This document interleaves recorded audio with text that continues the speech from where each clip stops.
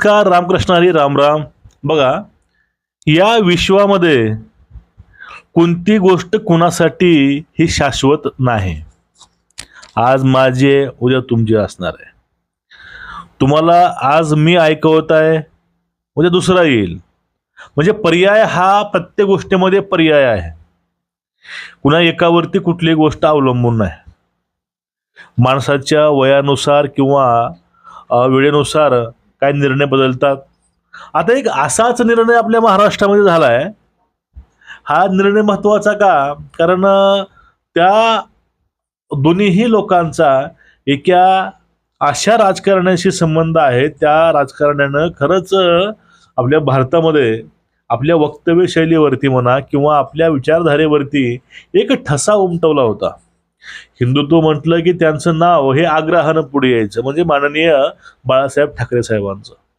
त्यांच्याच घरामध्ये जे चाललंय हे अतिशय थोडंसं दयनीय आहे, पाहू वाटत नाही.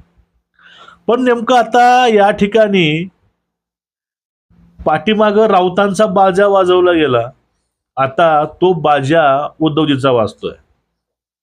आता मातोश्री 2 पार्ट 1 होता. मातोश्री पार्ट 1 मध्ये 2003ला काय घडलं, ज्या वेळेस उद्धव ठाकरे हे राजकारणामध्ये पाऊल ठेवणार होते, त्यापूर्वी राजकारणामधील त्यावेळेसचे धुरंधर जे नेते होते, त्यामध्ये राणे साहेब असतील, मनोहर जोशी साहेब असतील, राज ठाकरे साहेब असतील, हे असे कर्तृत्ववान लोक जे होते, त्यांचा काहीतरी मध्ये एक मोठा असा वाटा होता सेनेमध्ये.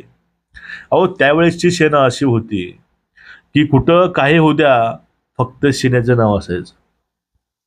देशाविरोधी कोण असेल ते लोक सेनेला व्हायचे, हिंदू विरोधी लोक असतील ते सेनेला व्हायचे.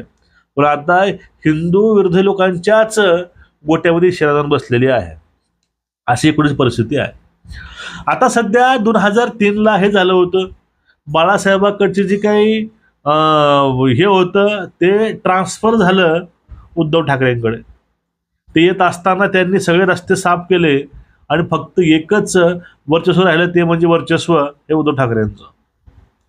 ते सगळे काय आहे ते यांच्या अंडर काम करायचे. मग आता हा चालला वसा, आणि आता उद्धव ठाकरे हे नाकर्ते आहेत. उद्धव ठाकरेमुळं पक्षाची नेमकी अवस्था कशी झाली आहे. उद्धव ठाकरेंना पक्ष चालवता येत नाही, किंवा उद्धव ठाकरेंना पक्ष चालवण्या इतपत काय समजत नाही, किंवा उद्धव ठाकरेंचं वय झालंय. ह्या गोष्टी असू शकतील किंवा नाही हे माहिती नाही. पण बाळासाहेब ठाकरेंना वाटलं होतं की आता आपण थांबायला हवं. त्यावेळेस त्यांनी हा भार उद्धवजीवर टाकला होता. मग आता लोक उद्धवजीने म्हणले की आता आपल्याला थांबायला हवं, आता आपणच थांबू, म्हणून त्यांनी हा भार तिकडं त्यांच्यावर टाकलेला आहे, आदित्य साहेबावरती. आता इथं सगळ्यात मोठा प्रश्न असा आहे, हे जे काही वक्तव्य होतं कालचं, शिवसेना गट कार्याध्यक्षपद, त्यावरून अनेक विश्लेषण पुढे आले, अनेक बातम्याही पुढे आल्या आणि अनेक प्रतिक्रिया सुद्धा पुढे आल्या या सगळ्या विषयावरती. आता बघा, मुळात काय हे सगळं नेतृत्व बदल का झाला, काय झाला, का बरं झाला, हा विषय वेगळा आहे मित्रांनो. पण या ठिकाणी महत्वाची जी गोष्ट आहे ती गोष्ट म्हणजे इथं ज्यावेळेस 2003 मध्ये जोशी साहेब असतील किंवा राणे साहेब असतील किंवा ठाकरे साहेब असतील, यांचा काटा काढून त्या ठिकाणी हे मदवे साहेब गेले होते. मग आता नेमकं हे जे राजकीय बळी आहेत ते कोण जाणार? तर माझ्या माहितीस्तव पहिला राजकीय बळी तर राऊतच जातील. कारण पाठीमाग राज्यसभेची जी काही एक जागा होती आणि त्या जागेवरती दावा ह्या यांचा होता, शिवसेनेचा, आणि खास करून तो दावा ठोकला होता आदित्य ठाकरेने की आमच्याकडे जागा जास्त आहेत विधानसभेच्या, आमच्याकडे आमच्या ह्या महिलाला आम्ही देणार आहोत. पण त्या ठिकाणी राऊतांनी पहिलंच बाजा वाजवला होता. त्यांनी पहिलं सांगितलं होतं की नाही, असं नाही, की सर्वांची इच्छा एकच आहे की शरद पवारांनी या ठिकाणी राज्यसभेवरती जावं, कारण त्यांना प्रियंकाबाई नको होत्या आणि प्रियंकाबाई आतमध्ये ह्या आदित्य ठाकरेंना पाहिजे होत्या. इथूनच तो जो काही यांची काही मधली जी गोष्ट चालू आहे ती चालूच आहे. इनडायरेक्टली सभा, एकमेकांवरती हल्ले. आता ज्या वेळेस आदित्य ठाकरे कार्याध्यक्ष होतील त्यावेळेस पक्षामध्ये पूर्वी तर उद्धवजी होते, पण त्यांचं चालत नव्हतं काहीच, यांचं चालायचं. आता जर ही पूर्णपणे सूत्र आपल्या हातामध्ये घेतलेत, त्यावेळेस वरुण सरदेसाई म्हणा किंवा हे म्हणा, हे दोघ तिघ जे आहेत, मावस भाऊ, आपलं कुटुंब, आपली जबाबदारी, याच्या माध्यमातून जे काही यांचे आडवे आले होते त्या सगळ्यांची इथं चाळणी होऊ शकते. आता जो पहिला झटका आहे, पहिला बळी आहे, हा बळी राऊतांचा होणार आहे. कसं काय? 2028 मध्ये ज्या वेळेस राज्यसभेची निवडणूक होईल त्यावेळेस प्रियंका मॅडमला त्याचा चान्स मिळेल का संजय राऊतांना मिळेल? ज्यावेळेस प्रियंका ताई ह्या महाराष्ट्रामध्ये आल्या त्यावेळेस अनेक शिवसैनिक ज्यांनी आपलं हयात इथं घातले होते त्यांचा चान्स सोडून त्यांच्या तोंडचं पाणी काढून त्यावेळेस सुद्धा बघा खैरे साहेब बोलले होते. त्यावेळेस तिथं त्यांना टार्गेट केलं झालं, पण त्यांना डावलून त्यांनी यांना खासदार बनवलं होतं.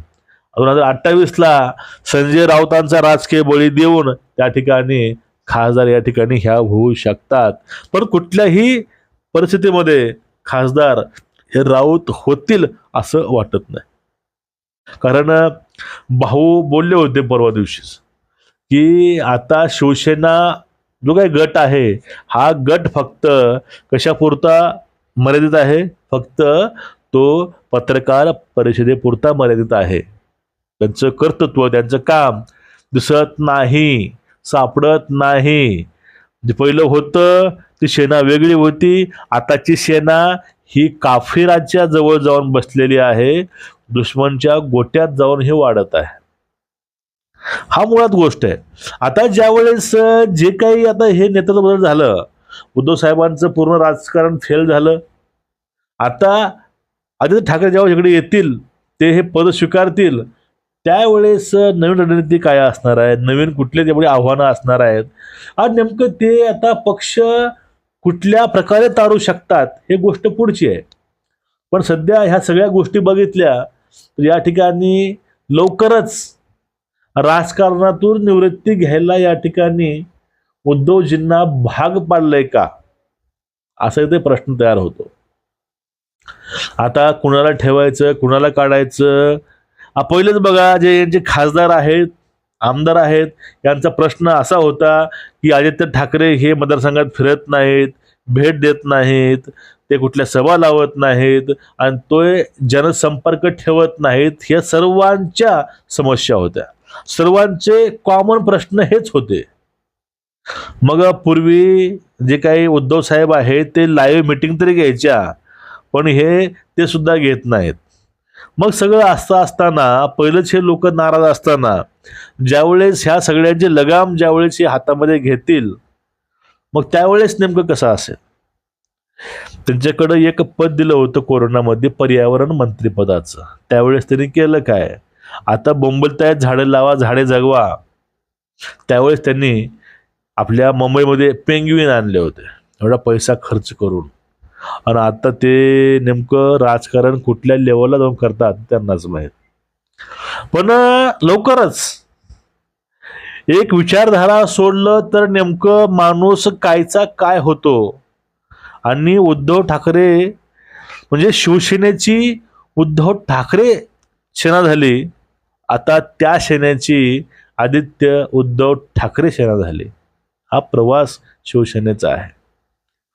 हे फक्त पक्षातून गट झाला, आता ह्या गटामध्ये हे गट पडतील का, आता असा एक मोठा प्रश्न तयार होतो. तुमचं मत काय या विषयावरती नक्कीच व्यक्त व्हा.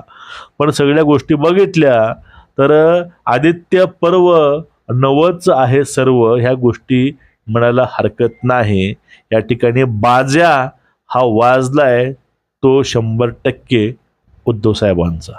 मत खाली स्पष्ट करा आणि कमेंट करायला विसरू नका. चॅनलला सबस्क्राईब करा, बेल आयकॉन दाबा. रामकृष्ण.